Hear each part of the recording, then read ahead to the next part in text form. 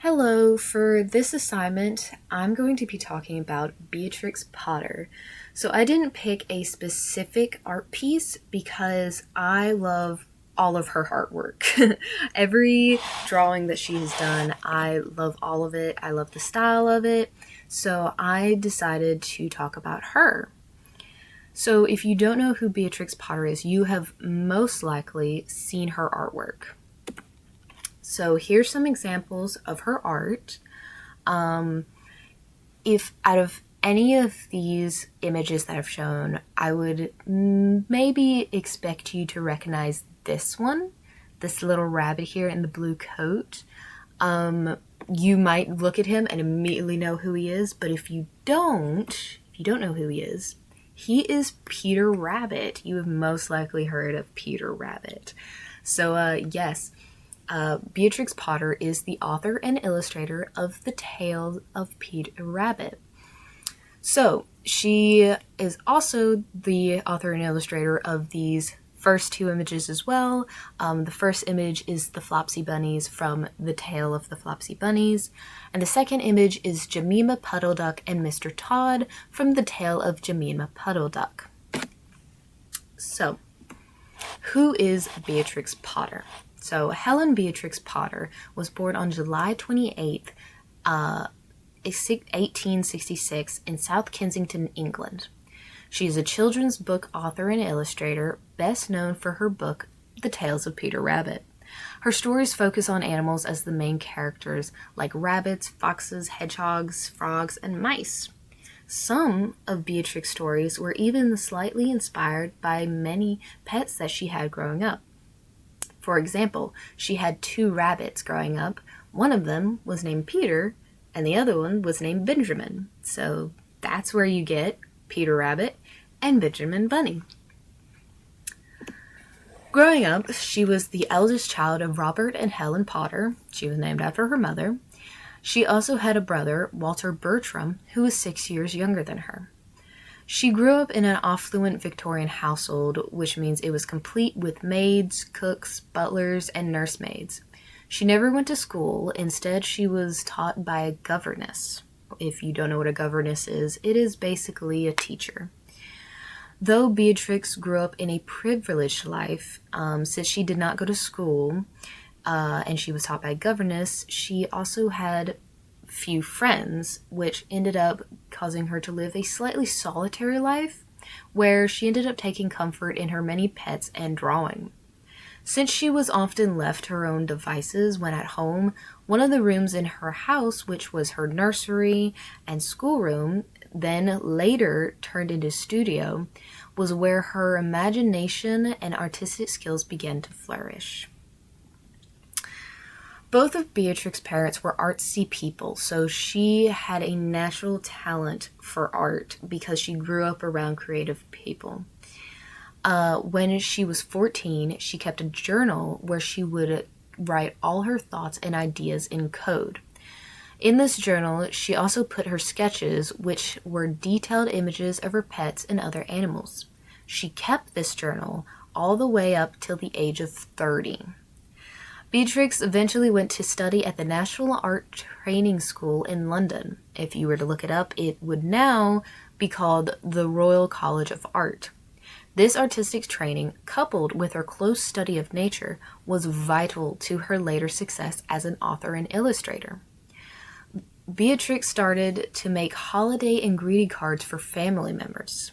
Then, at the age of 23, she sent her drawings to the publisher Hildesheimer and Faulkner, where they took the designs for £6. And just want to say, this about killed me when I first read this, which is equivalent to around £700 today. And they continue to request more. Put it simply, she made bank on these cards. Through this, Beatrix had secured her first commercial publication, marking the start of her career as an illustrator. Now, Beatrix wasn't your normal Victorian woman. She didn't like the idea of getting married, settling down, and simply just spending her time raising children. She was a very independent individual. Even though her parents had tried to find her many different suitors, she rejected most of them, and she actually did not get engaged until her late 30s, which for most Victorian women, they were married by the time they were in their 20s. So this was unusual. Unfortunately, her fiancé at the time ended up passing away a month later. And then a month later. And after that, she didn't get married until the age of 46. So extremely unusual for someone during this time period. Now, because she was a woman during this time period, she faced quite a bit of prejudice simply because of her gender. One example of this is when she was growing up, she would spend many hours drawing wildlife such as fungi and flowers. She even made her own scientific observations of fungi and lichen and how they reproduced. She did this by making detailed drawings of them under the microscope. But unfortunately, when she submitted her work to the authorities at Kew Gardens, it was not taken seriously, and she was treated unfairly by the Linnean Society of London when submitting a scientific paper which went unpublished. At the time, women were not admitted as members. So her work was simply rejected simply because she was a woman. But I did find this image of a book cover which has illustrations here, and it says includes colored illustrations by Beatrix Potter. And since I'm also someone who loves nature just like Beatrix, I'd like to take a moment to appreciate her other illustrations of fungi. Like, they're just so detailed and beautiful. I absolutely adore them. So, quick little side note, we'll continue on now. So, in 1900, Beatrix tried to publish her story, The Tales of Peter Rabbit, which originated from an illustrated letter she had written 7 years earlier to the children of her former governess. But another example of prejudice she faced, she was rejected by the Frederick Warne & Co. publisher along with 5 others. But this did not deter her. Beatrix privately published her book, which sold well with buyers, including the creator of Sherlock Holmes, Sir Arthur Conan Doyle. Of course, once Frederick Warne & Co. became aware of her book's success, they changed their minds and published the book in 1902. By the request of Beatrix, the book ended up having a small-scale formatting so children would be able to hold the books and look through it themselves.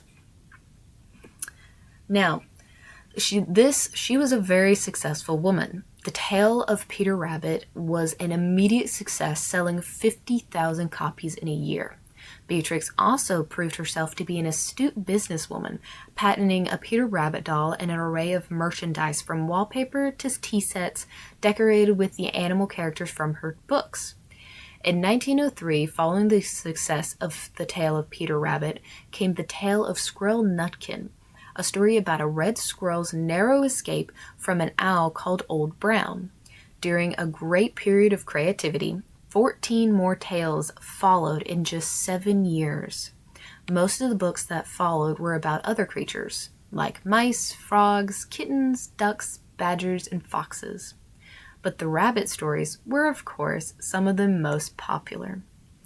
This image right here is an example of a patent Peter Rabbit doll. This is, let me just say, one of the less creepy ones that I found. So, her stories. While Beatrix Potter drew colorful images of her animals and gave them characteristics of people, she also acknowledged the difficult realities of the natural world. Generations of children have been terrified by Mr. McGregor, who comes so close to ending the lives of the young rabbits. Although, all that is shown of him is the illustration in terms of close-ups are his stout boots and hands as otherwise, he is as a distant, bearded figure dressed in green. Beatrix's ability to imagine the world from the eye level of a small creature hiding away from adults is one of the most captivating qualities of her books. as is her detailed and realistic rendering of the animals derived from her lifelong study of them. So, later in life, motivated by her love of animals in the natural world, Beatrix used the money earned from her books to purchase land in the Lake District, including Hilltop Farm in near Surrey, Cumbria, where she lived for the rest of her life. It was here she met her future husband, William Heelis. The couple farmed sheep and shared a passion for the conservation of local land. She also worked closely with the National Trust, helping them manage and buy land with the proceedings of her work.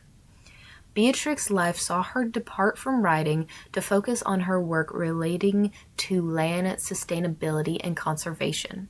After 24 books, on the 22nd of December, 1943, Beatrix Potter passed away at the age of 77, leaving behind 4,000 acres of land to the Natural Trust, along with 14 farms, which amounted to nearly all her property.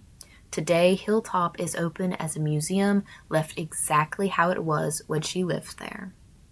This is an image of Hilltop, if you were wondering. So this is my presentation. Here are my resources. Thank you so much.